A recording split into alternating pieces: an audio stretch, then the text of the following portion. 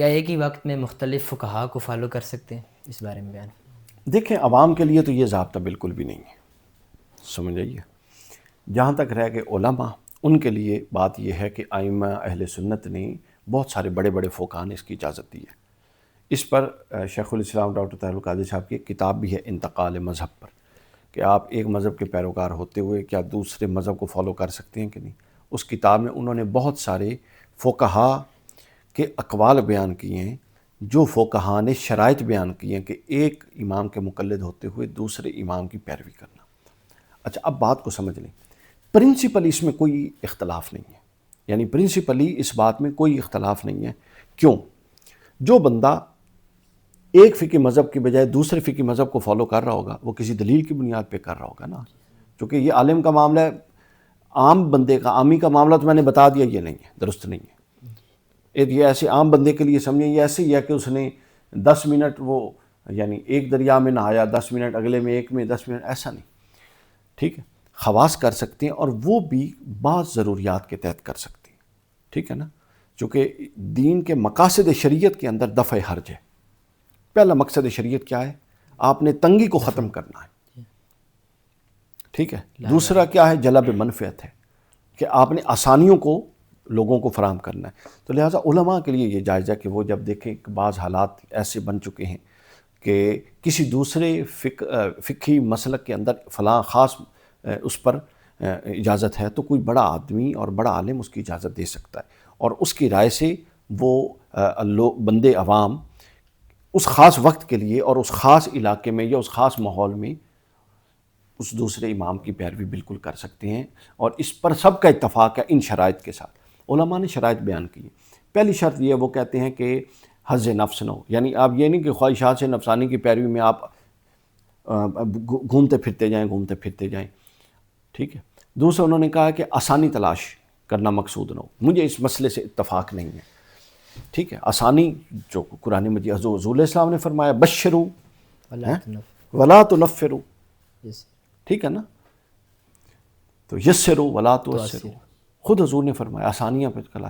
تو اگر خواہش نفس اس طرح دخل نہیں ہے، اور بالکل اس پر حدیث ہے، حضرت سیدہ عائشہ فرماتی ہیں صحیح بخاری کے اندر رضی اللہ تعالیٰ عنہ، ام المومنین فرماتی ہیں کہ جب دو اعمال کے اندر ایک کام کرنے کا اختیار لیا جاتا ہے یا اختیار ہوتا، تو رسول اللہ صلی اللہ علیہ وسلم ہمیشہ آسان کام فرماتے، حتیٰ کہ اس میں صرف گناہ نہ ہو، اس حد تک آسانی پسند تھی۔ تو لہٰذا اگر کوئی آسانی بھی چاہتا ہے، آسانی سے مراد کیا ہے؟ میں آپ کو مثال دیتا ہوں۔ مثلا ابھی میں عراق کے سفر میں تھا، لمبا سفر تھا، بسوں کے اندر، گاڑیوں کے اندر۔ حضرت ایوب علیہ السلام کے مزار پر اترے، اور نماز بھی پڑھنی تھی، حاضری بھی دینی تھی، اور واپس ٹائم پر بھی پہنچنا تھا، چونکہ شیڈیول تھا کہ وہ خاص علاقہ تھا۔ انہوں نے کہا جی ہم نے عشاء سے، مغرب سے پہلے اس علاقے سے نکلنا ہے، ٹھیک ہے، اور اگلی جگہ پہنچ۔ اب آپ ان ساری سچویشن کو دیکھ رہے ہیں۔ تو ہم کیا کیا؟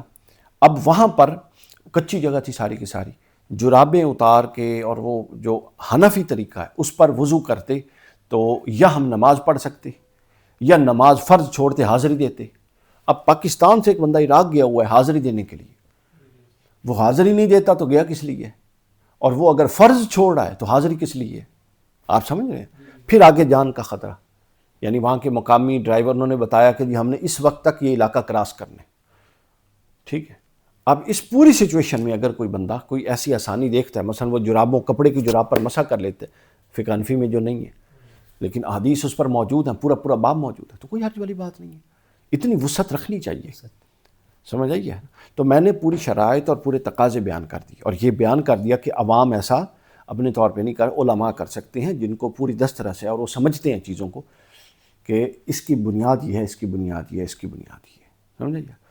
تو باقی جہاں تک بات ہے آسانی اگر آپ کو ملے تو بالکل سفر میں اور زیادہ آسانی ہو جاتی ہے۔ مثلا میرا یوٹیوب پہ کلپ پڑا نماز جمع کرنے کی، آپ کو غالب گمان ہو، اغلب گمان ہو کہ آپ کی فلاں نماز، آپ جس کام کے لیے جا رہے ہیں، جس میٹنگ کے لیے جا رہے ہیں، یا جس سفر میں جا رہے ہیں، قضا ہوگی۔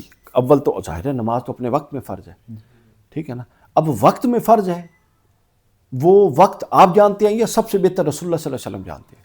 تو مسلم کے اندر حضور نے قیام میں بھی نماز کو جمع کیا اور سفر میں بھی جمع کیا، مقیم تھے، بغیر عذر کے بھی جمع فرمایا، حالانکہ اناف کا موقف نہیں ہے۔ اعلیٰ حضرت علیہ الرحمہ نے اس پر بڑی لمبی بحث کی ہے فتاوی رضویہ میں، ٹھیک ہے نا۔ اعلیٰ حضرت جمع حقیقی کے قائل نہیں ہے، جمع سوری کے قائل ہیں۔ جمع سوری سمجھتے ہیں یا نہیں سمجھتے؟ سمجھتے ہیں۔ آپ سمجھ، وہ نہیں سمجھ، بتا دیتا ہوں۔ جمع سوری یہ ہوتی ہے کہ آپ ظہر اس وقت پڑھ رہے ہیں کہ وقت ظہر کا ہے مگر بالکل آخری وقت ہے، اور آپ نے ظہر ختم کیا تو ساتھ ہی عصر پڑھ رہے ہیں اور عصر کا وقت داخل ہو گیا، تو عملاً آپ نے جمع کی ہے لیکن اصلاً آپ نے اپنے اپنے وقت میں پڑھی ہے، سمجھیے۔ تو اعلیٰ حضرت نے بڑی لمبی تفصیل کے بعد اس موقف کو تائید دی ہے، سمجھ آئی نا۔ تو یہ بھی ایک بادی نظر میں ایک صورت، رعایت کی صورت تو نکل آئی۔ اب اصول، اب ذہن کو ذرا عقل کو حرکت دیں۔ جو دین آپ کا فرض آدھا کر دیتا ہے سفر کی حالت میں، قصر۔ سمجھ آئیے، اب اصول وضع ہو رہا ہے نا۔ جی ہاں، تو اس کا مطلب کیا ہے؟ مزاج یہ ہے کہ آپ سفر میں آپ پر وہ احکام کی سختی کم ہو جاتی ہے۔ جو دین فرض روزہ جو سال میں ایک دفعہ رمضان آتا ہے اس کی آپ کو اختیار دے دیتا ہے کہ اگر تنگی زیادہ تو آپ چھوڑ دیں، تو کیا چھوٹے موٹے معاملات میں وہ آپ کو گنجائش نہیں دے گا؟ اور اگر آپ بغیر اپنا خواہش نفس کے اللہ کی رضا کو مد نظر رکھتے ہوئے اور دلیل کو مد نظر رکھتے ہوئے اور یہ تصور رکھتے ہوئے کہ اہل سنت کے ہاں 4 ائمہ ہیں، 4 فقہا کو قبولیت عامہ ہے اور سب کو ہم درست سمجھتے ہیں، ان احتیاطوں کے ساتھ اگر کوئی شخص کسی دوسرے کے امام کے فتوے پر عمل کرتا ہے تو کیا بتائیے، عقلاً، نقلاً اور ان دلائل کی روشنی میں کوئی کہہ سکتا ہے کہ یہ درست نہیں ہے؟ تو کوئی اس کی حرج نہیں ہے، ہو سکتا ہے، اتنی تنگی کی ضرورت نہیں ہے، اور وقت بدل رہا ہے، وقت کے ساتھ ساتھ ہمیں بھی یہ ان کو ملا کر، سارے فقہ کو ملا کر ایک ایسی، یعنی ایک ایسی، اب جس طرح نا دیکھیں فقہ بنی کیوں تھی اور یہ اس میں وسعت کیوں آئی تھی، علاقوں، مختلف علاقوں میں اسلام پھیلتا گیا، مختلف تمدن، مختلف تہذیبیں، مختلف کلچر، تو وہاں جا کے اس کلچر کے مطابق فتویٰ دیں۔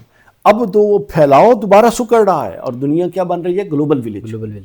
اب تو شاید ابھی نہ لوگ مانے، چونکہ ہمارے لوگوں کو آپ کو پتہ ہے مذہبی لوگ ویسے ہی 500 سال پیچھے چلتے ہیں، الا ماشاء اللہ، لیکن اگلے 50-100 سال کے بعد آپ دیکھیں گے کہ یہ معاملات بدل جائیں گے اور الٹیمیٹلی ہر شخص کو اس طرف آنا پڑے گا، ٹھیک ہے نا، چونکہ آپ نے فقہی مذہب کو فقہی مذہب بنائیں، اللہ کی اتاری ہوئی شریعت نہ بنائیں۔